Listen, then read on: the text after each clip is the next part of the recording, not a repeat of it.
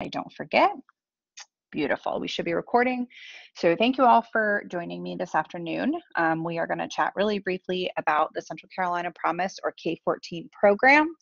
Those of you that know me know that I can certainly talk a mile a minute without coming up for air. So if at any point you do have questions along the way, like please feel free, raise your hand, put it in the chat box, unmute.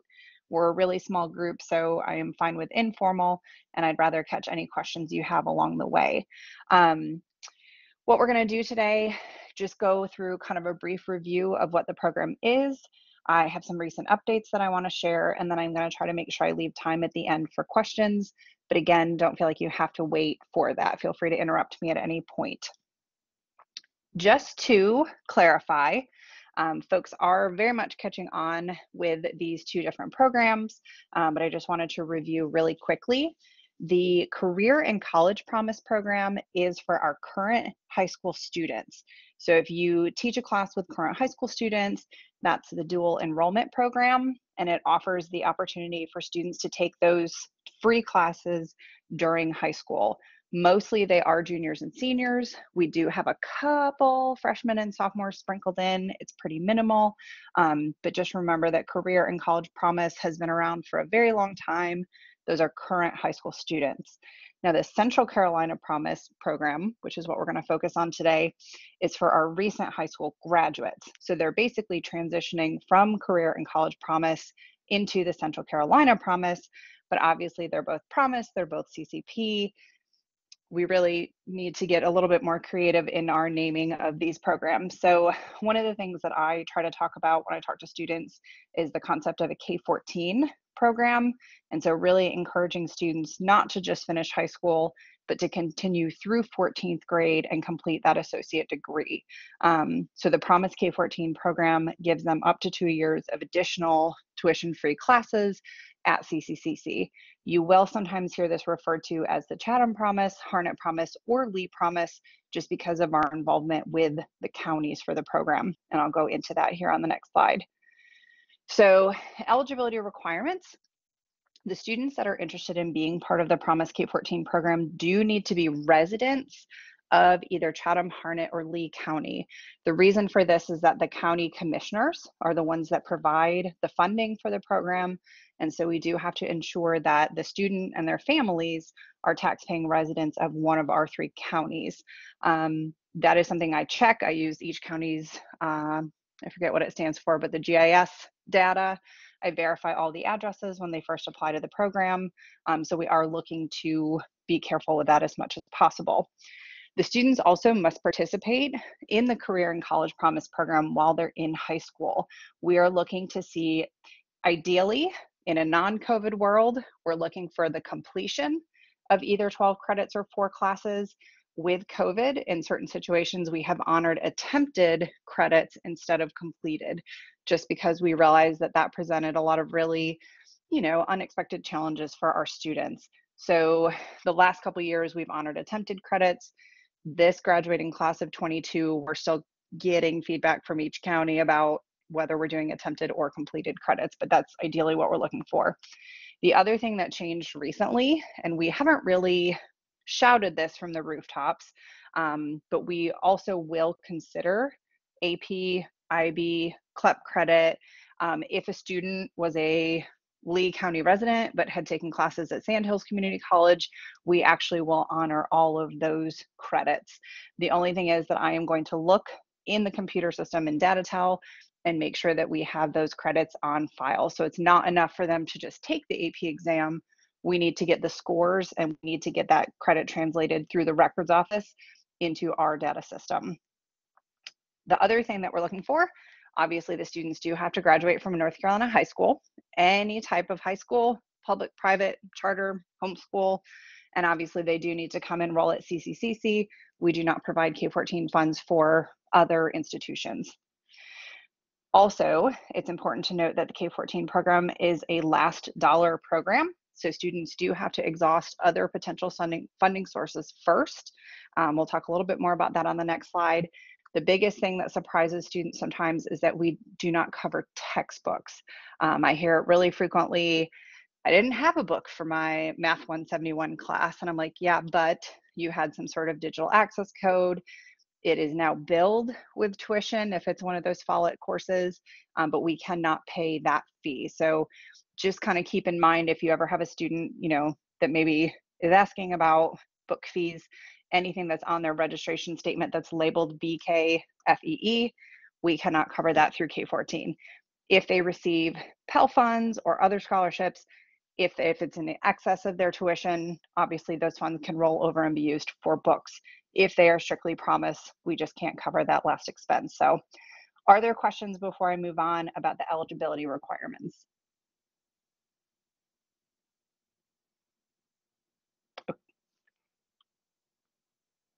Okay, perfect. If we need to circle back or if anything comes up later, feel free to jump in. So the enrollment steps, these are all on our website. And it's going to look like a lot of information. It's about 7 enrollment steps, but I always try to remind students that a lot of them are things that they would be doing anyways. There's very little of this that is super unique to the Promise K14 program. So the very first thing that we are asking, that we're hoping for students to do, is submit their interest form. We used to call this an application, and then I got really confusing with the admissions application, and two different things. So we're calling it an interest form now. It's a Google form, and it's very much information gathering for the student, name, address, phone number, email, what's the best way to contact you? And then it reviews each of the rest of the steps. So the student says, like, yes, I understand that I need to submit my foundation scholarship application. Yes, I understand that I need to do my FAFSA, that kind of thing. So the interest form is really what gets the student on my radar and allows me to reach out and work with that student moving forward through the process. So we are that, if nothing more, that should be step number 1. And then I can kind of take it from there. As we mentioned, it is a last dollar program. So that is where our foundation scholarship application and the FAFSA come into play. This year we separated. It used to be do your FAFSA and any follow-up, and it seemed to be problematic for students to remember the and. So we split that into 2 separate steps this year, and this all matches what's on our website. So completing the FAFSA is one piece, and then submitting any follow-up documents is sort of a secondary piece for them, because sometimes there's verification documents, tax documents, there's all sorts of stuff. I do not pretend to know the details of all of that with financial aid. Those ladies take very good care of us and are very helpful to me. But students do need to make sure that everything is complete for financial aid.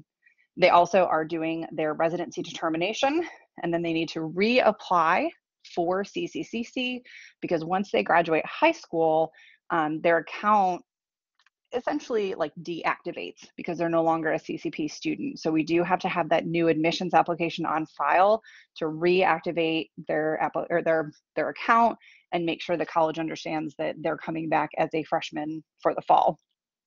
And then the last piece that we're looking for, obviously this is usually really late in the game, we are looking for a final official high school transcript for them, just to verify that they've graduated. That is also part of the FAFSA piece. They can't issue Pell funds if we don't have a high school transcript on file. So a lot of this is sort of commingled and interconnected. Second year students, they have a 2-year window of eligibility. Second year students do have to redo their FAFSA and their scholarship application for the second year. And I'm going to touch a little bit more on a visa stuff a little bit later, but there is communication going out to our 21 grads about staying eligible for next year. Any questions about any of that? Again, it looks like a lot, but it's really, truly the only thing that's unique to K14 is that very first step with the interest form. All right, so important dates. We have developed what I like to call priority deadlines, because they're not real deadlines, because it's November 15th and I'm still working with students who should have turned stuff in to me this past July. So priority deadlines, instead of punishing students that don't meet a deadline, we're trying to reward the ones that do. So we are looking to try to have everything in from each cohort, sometime in July if they're applying for August. We ideally want their interest form, scholarship application, and their FAFSA to be done roughly by the 1st of July. The rest of the documents, we give them about 3 more weeks just to kind of follow up and wrap everything up. And my promise back to them is if you meet these priority deadlines, I will notify you and let you know that you're in the program by August 1st. That's sort of the deal there. We will obviously work with students after these deadlines, but what happens is that if I don't have everything I need before the first day of class, I can't put that protective hold on the account, and they may be in a position that they could be dropped for non-payment. It's always a little bit of chaos in August, so we're just really trying to encourage them to get things done early so that we don't have any panic at the last minute. And if y'all have suggestions of ways to, motivate students to check their email and do the things they need to do, I am all ears. Okay, so something that is new this year, we are sort of doing a pilot run with the task function in Aviso. As students are completing their interest form, every day it lives all the open tabs on my computer, I will get a notification that a student has applied to be part of the K14 program. And what I do is go into their Aviso account and assign a plan for Promise K14. So you can see this is a screenshot of my account just because it's easy to use as an example, but it will show all of those steps that we were talking about. I don't know why they're not in order. The OCD in me struggles with that, but it is what it is. And so as the students complete each item, I can check those off. So when I see that Mary Schmid-Carter has, finished her residency application, I can go ahead and click that as completed. Students are also able to change the status from their end. They can go in and mark things completed, but a lot of times what I'll do is if I don't have it, or they think they completed it, but we're still missing something, I can go back and sort of recode it and mark that it's still in progress instead of complete.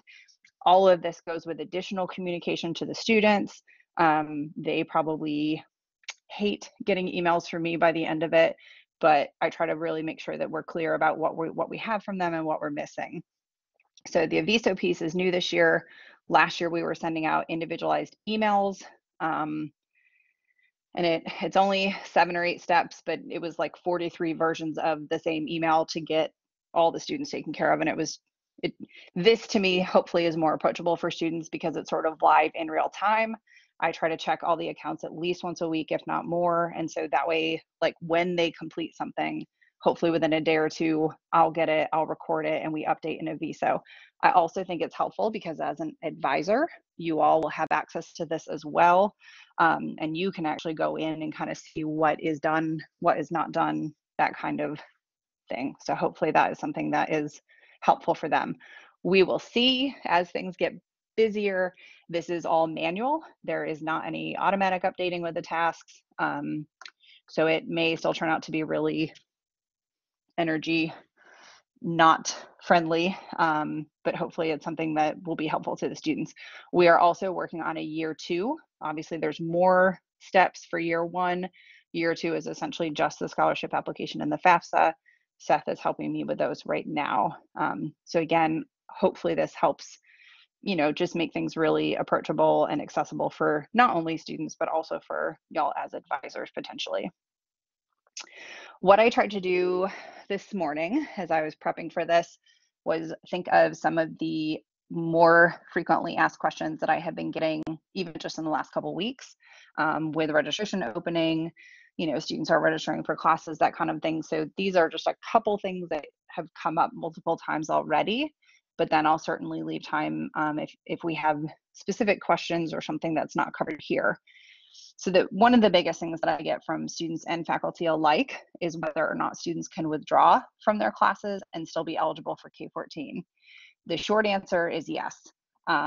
What we are looking for is for them to maintain their SAP, and that is their financial aid SAP. That is what I'm looking for. So even if they're on academic probation or suspension, there are separate processes at the college for that, the ACA 085, readmission if they've been suspended. But what I am looking at is the financial aid satisfactory academic progress. That's what we're looking for. And the K14 program runs 1 semester behind the financial aid SAP status.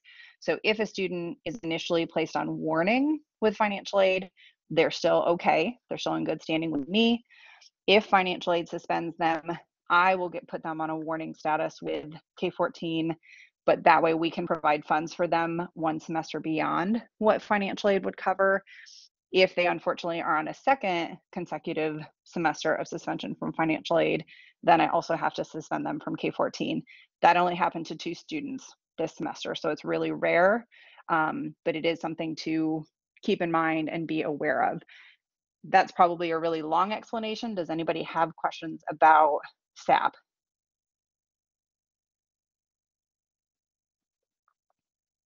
Okay, not yet. Perfect. Okay. And if you do, again, pop them in the chat box or just let me know.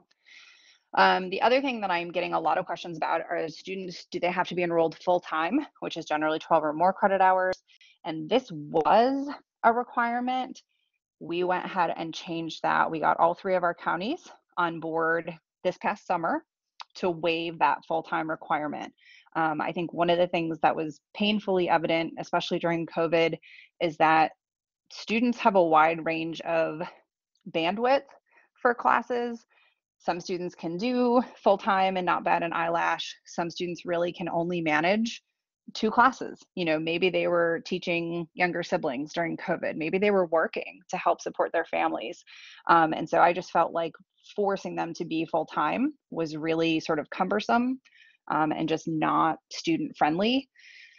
So we got the blessing again of all 3 counties this summer. So regardless of how many credits they're registered for, they can still remain in the K14 program. Now, the flip side of this is if they receive Pell or certain other scholarships, sometimes those programs do have different rules. You know, Pell refund is different at 12 credit hours than it would be for 6. So they do need to be cognizant of that. And what I'm mostly looking for is to make sure that their classes match their program. Doesn't really matter what program, for the most part, we'll cover just about everything. But obviously, if they're a welding student and they're suddenly taking criminal justice classes, that's a sort of a misalignment there. And normally what I do in that case is reach out and say, hey, Jimmy, you know, were you trying to change to criminal justice? Did you end up registered for something by accident? And generally, if I'm sending those emails out, I do try to CC the advisor just so that you're kept in the loop about it. There was one other thing I was going to mention. Oh, the other piece is we only have a 2-year window that cannot be extended. So this also goes along with the full-time or part-time. If they choose to be part-time, that's absolutely fine. But keep in mind that they only can qualify for K14 for 2 years. So whether they're part-time or full-time, or if they take a semester off, none of that is necessarily a problem. But that window still closes at the end of those 2 years, regardless of how far in they are with their associate degree. The full degree is sort of the ideal goal, but obviously, especially with our career and technical education programs, we have a lot of certificates, diplomas. We will even cover continuing education classes, depending on the course. So although the associate degree is sort of the goal, you know, the gold standard, we do want to support students in whatever their goal may be, but they do get that fall, spring, and summer immediately following their high school graduation, and then we cover fall and spring. So that also was a change. We did not used to cover that summer semester in between, and that now is coverable, but only the one between, not the second summer after graduation. So those are a couple minor things that we have tweaked in the program since I came on board last year, but we hope that that makes it more accessible for students. So those were the bulk of the questions that I have been getting. Those of you that are here today, do we have any specific questions or anything else that I have missed or that we need to review?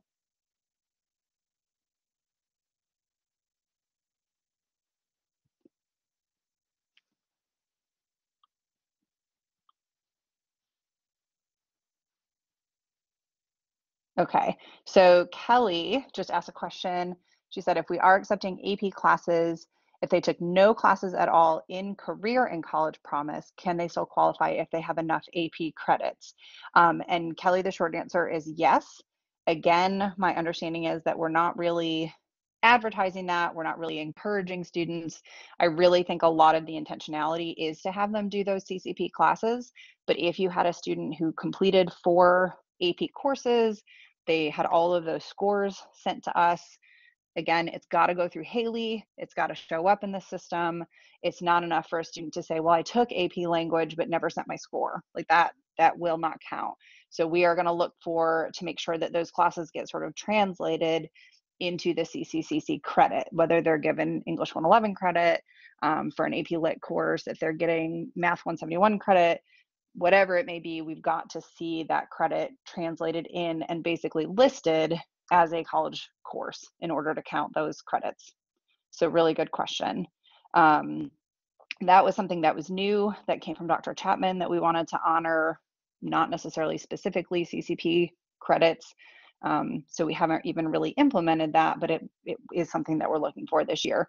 Chatham County so far has approved an extension of their COVID waiver. So for Chatham County specifically, we will honor attempted versus completed credits. For Harnett and Lee, we are still waiting on some feedback from their commissioners to see if they'll honor attempted versus completed. I think probably we're leaning towards yes, but we want to make sure that we get it right from the source. So, any other questions? And what I'm going to do real quick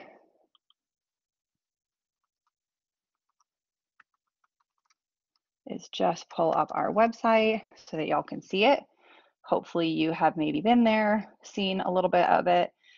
We did update recently. Morgan Steele is just an absolute champ of a human being and was very patient as we made some fairly significant changes this year. There is a video here from one of the presentations that we did, gosh, even maybe last summer, I don't remember, but it is similar to this presentation that I did with you guys. It's just a little bit more student focused, but it does review the eligibility requirements for the program. It reviews what the new students must do as they're onboarding, and it does talk about that second year, the continuing students have to do their scholarship application and their FAFSA. We do have all three links right now for the graduating cohorts of the last couple of years, because the 2020 grads are technically eligible still through this spring. So if a 2020 student is suddenly coming back and wants their last semester of eligibility, we will very gladly work with them. All right. I'm just trying to think. And again, I try to, as much as possible, be really consistent in the numbering of each of the steps of the program. And I said, I will just annoy the heck out of the students. They'll get at least a monthly update from me that says, hey, Steve, we see that you've done items 1, 2, and 6, but let's work on 3, 4, and 5, and so on and so forth. And then they'll receive formal notification. I do try to make notes a lot in Aviso as students are getting approved for the program or approved for their funding, that kind of thing. So if you have feedback from things that students have shared with you or things that you've seen as a faculty advisor, I am all ears. I want to make sure that we are, reaching out to students appropriately and communicating what is needed, so on and so forth. So what I will do real quick, if this will go back, is just leave up my contact information. I know that most of you know how to Google me if you need me. But my phone number is here. I do have a Google Voice number that the students can text. And I am encouraging students, if they have program specific questions, we have a program email, this promise k14@cccc.edu. That way, if the program ever grows, or if I leave this position, which I have no intention of doing so, but you never know. But I want to, as much as possible, leave sort of a paper trail for folks to answer to. So anytime that you have a K14 question or a student does, if you can direct them kind of towards that email address, that would be very, very helpful. So y'all were so quiet. You just let me talk and talk, which is I can certainly do. Thanks, Steve. I hope I'm familiar with the program. I know it doesn't help that I was the other CCP and now I'm this CCP and I'm all over the place with you guys. But I do still work with our career and college promise students. Our homeschool population I am still the academic advisor for them. So kind of a little bit on both sides, but I really appreciate y'all attending. I will stick around here for a couple minutes, but otherwise, I hope you guys have a great afternoon. Thank you so much.